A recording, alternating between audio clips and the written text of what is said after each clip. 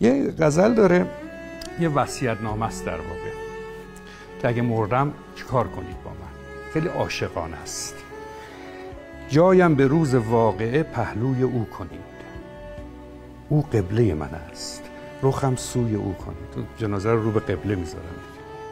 او قبله من است، رخم سوی او کنید. محرابوار بر سر سنگ مزار من، نقشی به صورت خم ابروی او کنید.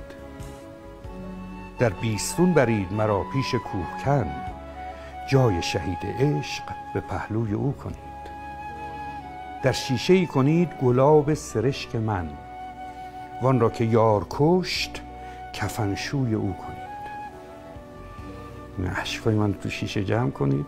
هر کی کشته یار میشه، یعنی کشته عشق میشه، با این اشک من بشویدش. تعویذ دوستی است. تعویذ به معنی دعاست. دعای چشم زخم، دعایی که برای سلامت موندن قدیم یادتونه به بازو و نامی میبستن.